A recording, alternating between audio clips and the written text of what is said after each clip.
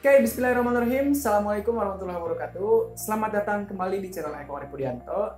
Kali ini saya akan menjelaskan kepada teman-teman semuanya gimana sih caranya untuk membaca tabel informasi nilai gizi yang ada pada suatu makanan atau minuman yang kita beli di supermarket ya.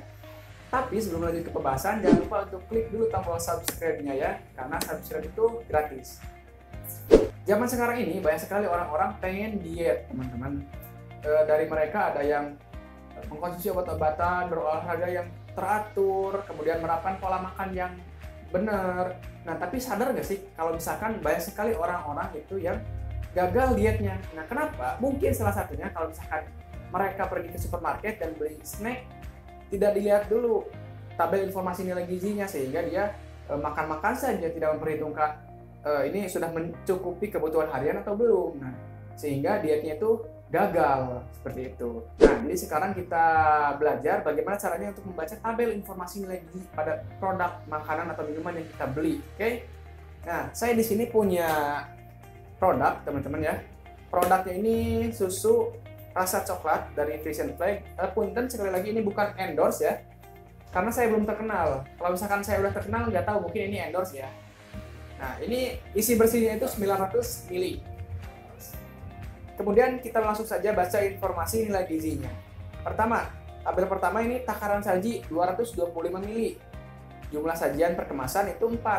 Artinya,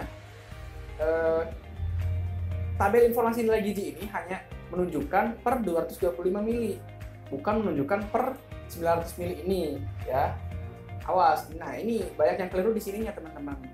Dan jumlah sajian per kemasan itu 4, ya bisa diminum 4 kali. Ya itu mah bebas ya, sebenarnya bisa diminum berapa kali pun ya kalau untuk susu. Kemudian tabel yang kedua, jumlah persajian. Ini ada energi total 160 kilokalori dan energi dari lemak 45 kilokalori. Nah, energi ini memang berasal dari makronutrien seperti protein, lemak, dan juga karbohidrat. Nah, ini itu per takaran saji. Jadi energi totalnya 160 kilokalori ditambah 45 kilokalori. Jadinya energi yang kita dapatkan kalau misalkan kita meminum 225 ml itu adalah sebanyak 205 kilokalori. Kalau misalkan kita minumnya 1 liter, 900 ml, jadi tinggal dikalikan saja 4. 160 kilokalori dikali 4 ditambah sama 45 dikali 4. Nah, kita telah mendapatkan 820 kilokalori dari meminum 900 ml susu ini.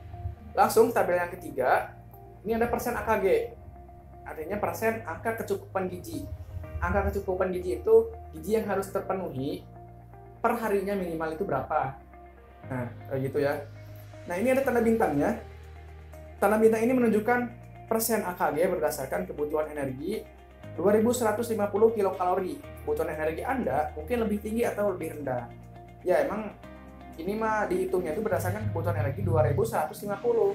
Kebutuhan kita tuh bisa jadi lebih tinggi ataupun lebih rendah ya. Emang rata-rata kebutuhan kalori orang itu, apalagi orang Indonesia ya, 2000 kilokalori sih kalau nggak salah. Ya 2000 sampai 2500 lah kalau perempuan, rata-rata 2000, kalau misalkan laki-laki itu 2500 kilokalori. Tapi kembali lagi itu berdasarkan beberapa faktor. Yang pertama, jenis kelamin, kemudian usia, tinggi badan, berat badan, dan juga aktivitas fisik. Orang yang memiliki aktivitas fisik yang tinggi pasti memerlukan energi yang besar, kilokalori yang lebih besar. Sedangkan orang yang memiliki aktivitas yang tidak terlalu banyak, ya energinya tidak terlalu besar yang dibutuhkan. Bahkan ya teman-teman, bayi kembar sekalipun, si A dan si B, walaupun kembar, itu kebutuhan kalorinya bisa saja berbeda karena faktor-faktor tadi. Nah, kalau misalkan di persen AKG ini kita baca bagian lemak, protein, karbohidrat saja karena energinya berasal dari situ.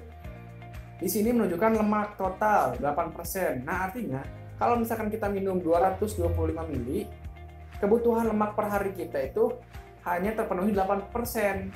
Sedangkan kebutuhan lemak harian kita itu harusnya 10 sampai 25%. Nah, kebutuhan lemak lain sisanya itu dapat didapatkan dari makanan lain, oke? Kemudian protein, di sini hanya 9% tertulisnya. Artinya 9% ini yang dapat kita penuhi dari kebutuhan protein harian. Sedangkan kebutuhan protein kita per hari itu 10 sampai 15%. Sisanya 6% didapatkan dari sumber pangan yang lain.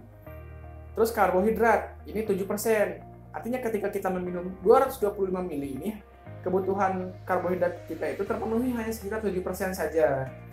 Sedangkan kebutuhan karbohidrat per hari kita itu 60-75%. Nah, ini cukup besar ya. Sedangkan cuma hanya 7%. Nah, sisanya itu ya dari sumber pangan lain. Nasi lah misalnya, makan pagi, makan siang, makan sore. Nah, kemudian tabel yang selanjutnya itu tabel keempat. Ada jajaran vitamin. Vitaminnya bacanya sama kayak tadi. Berdasarkan persen AKG-nya, berarti vitamin A itu hanya memenuhi kebutuhan vitamin A harian sebanyak 35% saja. Sisanya ya harus kita dapatkan dari sumber makanan yang lain. Oke, sampai sini paham ya teman-teman ya? Nah, jadi secara garis besar kayak gitu untuk cara membaca informasi nilai gizi. Banyak yang bacanya salah karena menurutnya itu informasi nilai gizinya itu hanya untuk satu kemasan, tetapi sebenarnya itu hanya pertakaran saji. Makanya harus jeli kalau misalkan kita membeli suatu produk di supermarket atau dimanapun, sehingga nantinya diet kita itu tidak gagal ya teman-teman. Oke, segitu saja video yang dapat saya sampaikan. Kurang lebihnya mohon dimaafkan ya. Dan apabila teman-teman semuanya punya pertanyaan sekitar teknologi pangan atau lainnya, bisa ketikkan saja di kolom komentar ya. Insya Allah nanti akan saya bahas. Dan jangan lupa untuk like, komen, dan subscribe channel ini. Dan terakhir, semoga bermanfaat.